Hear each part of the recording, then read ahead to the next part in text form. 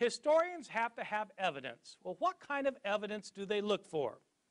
The best kind of evidence when dealing with ancient periods is to find evidence that goes back to the time itself. If you had some contemporary eyewitnesses telling you how Simon Peter died, that would be brilliant. Unfortunately, you don't have that. You would love, though, to have contemporary accounts written like the next day from the events. That would be great. Historians would love that kind of thing. Historians would love to have lots of sources.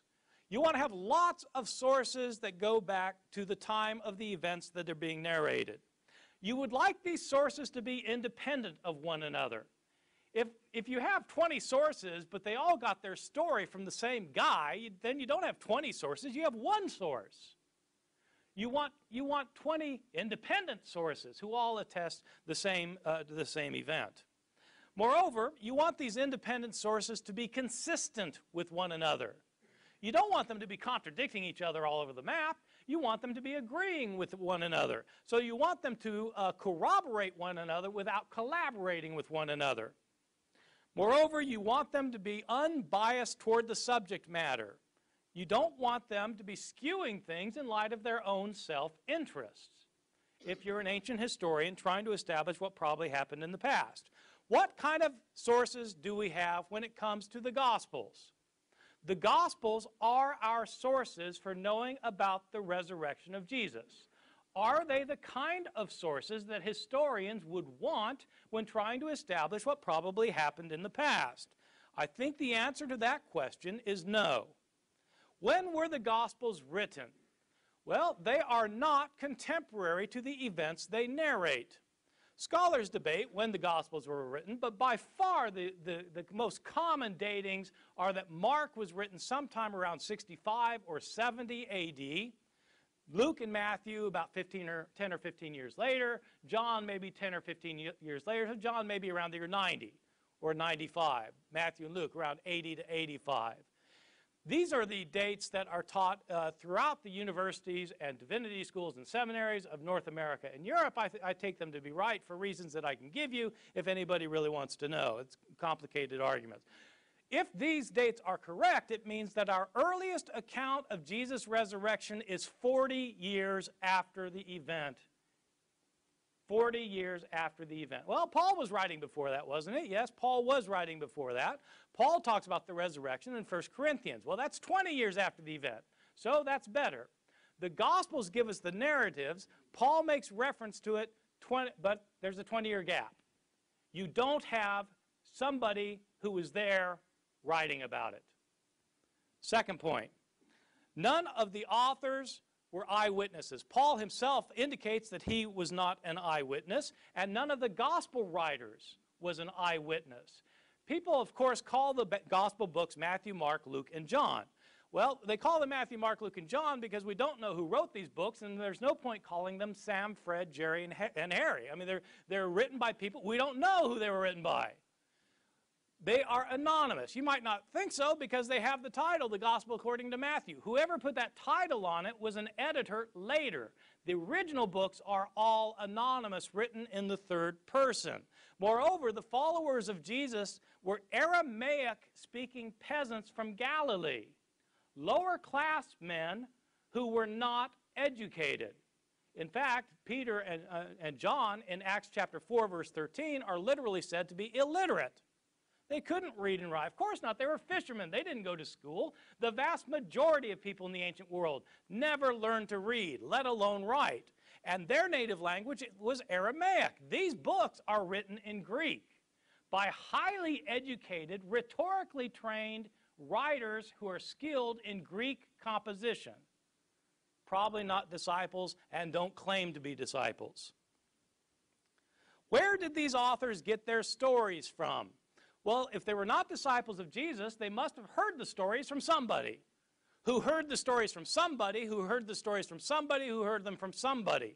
Stories about Jesus, including his resurrection, had been in circulation year after year after year from the time that his disciples knew that he got killed and believed he got raised from the dead. They told stories to convert people. They improved the story sometimes. They changed the story sometimes. The stories got modified in the process of transmission over the course of decades before anybody wrote the stories down. These stories are based on oral reports that have been in circulation for decades. What happens to oral reports in circulation year after year, decade after decade? They get changed. What evidence do we have that the stories about Jesus' death and resurrection got changed? You can read the stories yourself. Simply read Mark's account of Jesus' death and then read John's account of Jesus' death and make a list of everything that happens in both and compare your lists. You will find that there are stunning differences. In fact, there are discrepancies. Let me give you just a list of very quick examples. What day did Jesus die on? That's a simple question, and luckily we're told in both Mark and John. In Mark's gospel, we're told that Jesus died the day after the Passover meal was eaten in Jerusalem. John tells us explicitly, chapter 19, verse 14, that Jesus died the day before the Passover meal was eaten, on the day of preparation for the Passover. That's different. He couldn't die both days. What about the time? According to Mark, he died at 9 in the morning. According to John, he wasn't condemned to death until afternoon. John 19:14. These are accounts that differ from one another. Did Jesus carry his cross the entire way to Golgotha, or did Simon of Cyrene carry it? It depends which gospel you read. Did both robbers mock Jesus, or did only one of them mock him and the other come to his defense? It depends which gospel you read. Did the curtain in the temple rip in half before Jesus died, or was it after he died? It depends which gospel you read. I can give you the references for all of these if you need me to, or you can look them up yourself. I'm not making these up. Those are just differences about Jesus' death. What about differences in the accounts of his resurrection? Well, who went to the tomb on the third day? Did Mary Magdalene go alone, or did Mary go with other women? Depends which gospel you read. If with other women, how many of them were there? What were their names? And which ones were they? It depends which gospels you read. Was the stone rolled away before the women got to the tomb or not? What did they see in the tomb? Did they see a man? Did they see two men? Or did they see an angel? Depends which gospel you read. What were they told to tell the disciples? Were the disciples supposed to stay in Jerusalem to see Jesus, or were they supposed to go to Galilee? Depends which gospel you read. Did the women tell anybody, or were they silent about it? Depends which gospel you read. Did the disciples ever leave Jerusalem? Or did they never leave, or did they leave and go to Galilee? Depends which gospel you read. My conclusion, these are not reliable historical accounts. There are too many discrepancies. The accounts are based on oral traditions that have been in circulation for decades. Year after year, Christians tried to convert others by telling them stories to convince them that Jesus was raised from the dead, and they changed their stories while trying to convince people. These authors were not eyewitnesses. They're Greek-speaking Christians living many years after the fact. They're telling stories that Christians have been telling all these years. There was nobody there taking notes. Some of the stories were invented, many were changed. For this reason, these accounts are not as useful as historians would like as historical sources. What I've given you so far is really just kind of child's play compared to the real problem of why historians cannot prove the resurrection. And this is what I want to spend my last 3.5 minutes on, the real problem. Mike and I agree that what historians try to do is establish what most probably happened in the past. That is the task of history. You can't prove the past. You can only give evidence for the past, and some evidence is more certain than other evidence. All the historian can do is show most probably what happened. What are miracles? Miracles, by definition, are the least probable occurrence of an event. If a miracle was not least probable, it wouldn't be a miracle. If somebody could walk across the lukewarm water in your swimming pool, that would be a miracle. If the water was frozen, it would not be a miracle. But if it's lukewarm, I can tell you, none of you here could do it, and nobody in this world could do it. That's 6 billion people, so what are the chances of one person being able to do it? It would defy the way nature naturally works. I'm not saying that there are natural laws that are written down someplace that you can't break or you get in big trouble.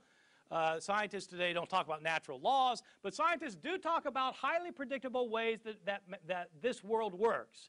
And one of the ways it works is that if you are a sentient human being trying to walk across the lukewarm water in your swimming pool, you won't be able to do it. What if somebody could do it? What would be the chances? The chances would be infinitesimally remote that anybody could do it. Well, what if somebody could? Okay, let's say somebody could. The chances of them being able to do it are infinitesimally remote. Can you prove that this person probably did it? No, you can't prove it because you can't repeat the experiment of the past to show he did it. That's the problem with history. It's not like the natural sciences. The natural sciences work by repeated demonstration. And so, for example, if I wanted to show you that bars of iron will sink in that swimming pool and bars of ivory soap will float, all I need to do is to get 100 bars of both and start chucking them in. I'll chuck in 100 bars of iron, they'll sink every time. I'll chuck in the soap, they'll float every time. That gives us a predictive probability of what will happen the 101st time. That's how sciences work, by repeated experimentation. Historians don't have that luxury. Historians can only establish on the basis of surviving evidence what probably happened in the past, and by definition, miracles are the least probable occurrence, or else they're not a miracle. This creates the dilemma for the historian and is the reason why historians cannot prove Jesus was raised from the dead. Historians, by their very nature, establish what most probably happened in the past, but a miracle, by its definition, is the least probable occurrence in the past. The least probable occurrence cannot be most probable. This is the problem with the resurrection. Even if it happened, it defies imagination and cannot be accepted as a historically proven event. Belief in the resurrection. If you believe in the resurrection, it is for theological reasons. The resurrection is a theological assertion about what God did to Jesus. It is not, and it cannot be, based on historical proof. Thank you.